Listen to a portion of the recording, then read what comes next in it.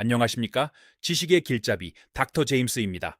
오늘은 우리 사회의 미래를 결정짓는 질문을 던집니다. 한 나라의 미래가 소리 없이 사라질 수 있을까요? 이것은 더 이상 상상이 아닌 우리의 냉혹한 현실입니다. 단지 아이가 태어나지 않는다는 이유로 사회의 견고한 구조가 무너질 수 있을까요? 우리는 변화 앞에 서 있습니다. 지금 우리가 살고 있는 한국 사회는 바로 그 변화의 정중앙에 놓여 있습니다. 소리 없이 다가오는 거대한 위기입니다.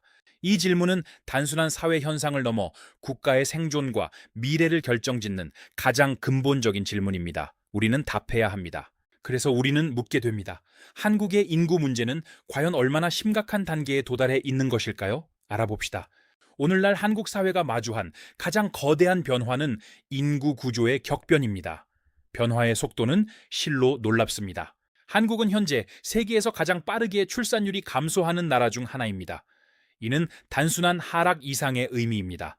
합계 출산율은 여성 한 명이 평생 낳을 것으로 예상되는 자녀 수입니다. 사회 유지의 척도가 되는 지표입니다. 일반적으로 인구가 현재 수준으로 유지되기 위해 필요한 최소 수치는 약 2.1명입니다. 임계점인 셈이죠. 하지만 한국의 출산율은 이미 이 기준선을 훨씬 밑돌았습니다.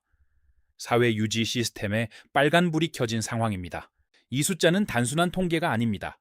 사회 구조 전체를 근본적으로 바꾸어야 한다는 아주 강력한 경고 신호입니다.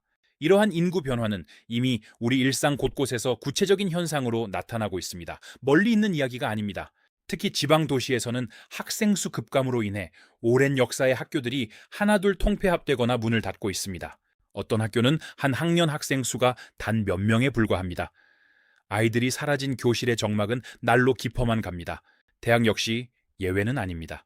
신입생 모집의 어려움으로 학문의 존립마저 위협받는 대학들이 급격히 늘고 있습니다. 이런 변화는 교육계를 넘어 지역 경제와 사회 구조 전반에 연쇄적인 타격을 입히고 있습니다. 상권이 무너집니다. 사람이 줄면 소비가 위축되고 결국 상점이 닫히며 산업 기반도 약해질 수밖에 없습니다. 활력이 사라지는 것이지요. 또 다른 중대한 변화는 급격한 고령화입니다. 저출산과 맞물려 인구 구조 불균형을 심화시키는 위험한 변수입니다. 출산율은 낮아지고 수명은 길어지면서 전체 인구에서 노인이 차지하는 비율은 역사상 가장 빠르게 급증합니다. 이러한 변화는 필연적으로 국가 의료 비용과 복지 지출의 폭증을 불러오며 사회 부양 부담을 가중시킵니다. 또한 사회의 생산력을 책임지는 생산 가능 인구가 줄면서 산업 현장 곳곳에서는 노동력 부족이 현실화됩니다. 이러한 변화는 결국 국가 전체의 경제 성장 구조에도 지대한 영향을 미칩니다. 성장 엔진이 식어가는 것이죠. 인구 문제는 단순히 숫자의 문제가 아닙니다. 우리 공동체 전체의 삶의 질과 행복에 직결된 본질적 문제입니다. 주거 문제와 치열한 경쟁은 오늘날의 젊은 세대에게 너무나도 큰 삶의 무게와 부담으로 다가오고 있습니다. 경직된 직장 문화와 가중되는 육아 부담은 젊은이들이 결혼과 출산을 망설이게 만드는 구조적 원인입니다. 결국 많은 젊은 세대가 현실의 벽 앞에서 출산을 부담으로 느낍니다. 우리는 그 목소리에 귀를 기울여야 합니다. 그래서 인구 문제는 몇 가지 단기 정책만으로는 해결할 수 없습니다. 구조 전반의 혁신이 필요한 과제입니다. 여기서 우리는 핵심 통찰을 얻어야 합니다. 인구 문제는 단순히 아이 숫자를 물리적으로 늘리는 일이 아닙니다. 그것은 바로 우리 사회 전체의 삶의 구조를 근본부터 다시 설계하고 혁신해야 하는 국가적 거대 담론입니다.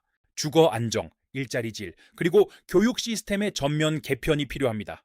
모든 요소가 유기적으로 변해야 합니다.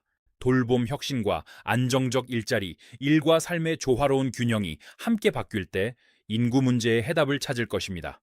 많은 전문가는 인구 문제를 국가의 존립이 걸린 가장 중요한 장기 과제로 봅니다. 우리 세대의 숙명입니다. 이야기를 통해 얻을 인식 변화를 세 가지 핵심 포인트로 정리해 보겠습니다. 우리의 생각을 정리할 시간입니다. 첫째, 인구 문제는 통계가 아니라 국가와 공동체의 미래와 직결된 생존의 문제라는 사실을 명확히 압시다. 둘째, 경제 시스템과 사회 구조가 서로 뗄 수 없이 깊이 연결되어 있다는 유기적인 관점을 갖는 것입니다. 셋째, 미래 사회를 준비하기 위해 당장의 성과보다 아주 긴 호흡의 장기적인 시각과 인내가 필수적입니다. 그래서 한국의 인구 문제는 오늘을 사는 우리에게 질문을 다시 던집니다. 사회의 미래는 어디서 시작되는가?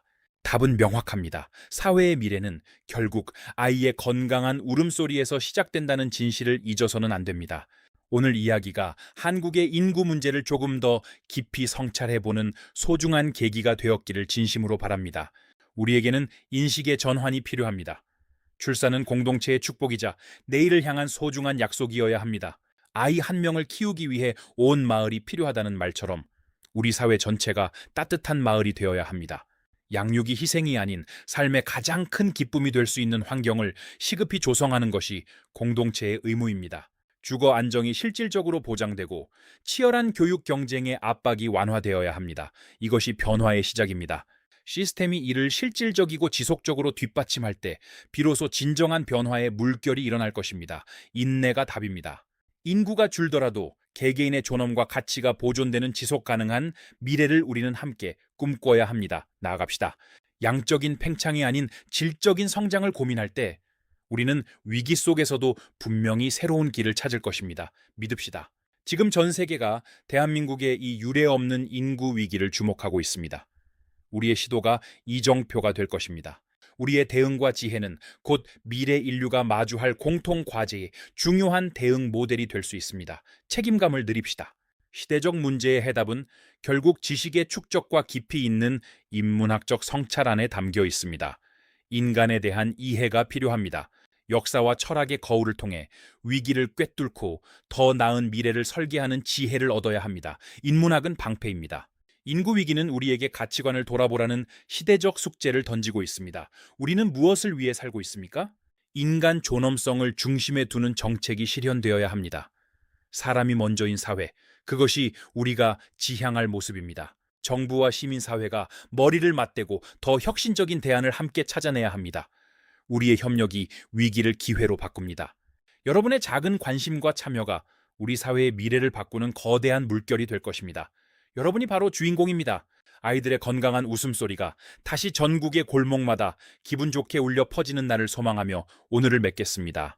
고 박사의 인문학은 항상 여러분 곁에서 지식의 등불이 되어 함께 걷겠습니다. 지적 여정에 늘 동행하겠습니다. 오늘 이야기가 유익했다면 구독과 좋아요로 응원을 부탁드립니다. 작은 관심이 더 좋은 콘텐츠를 만드는 힘입니다. 항상 건강하시고 여러분의 일상에 평안과 행복이 가득하시길 진심으로 기원합니다.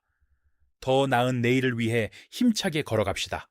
지금까지 지식의 동반자 닥터 제임스였습니다. 시청해주신 여러분 진심으로 고맙습니다. 안녕히 계십시오. 감사합니다.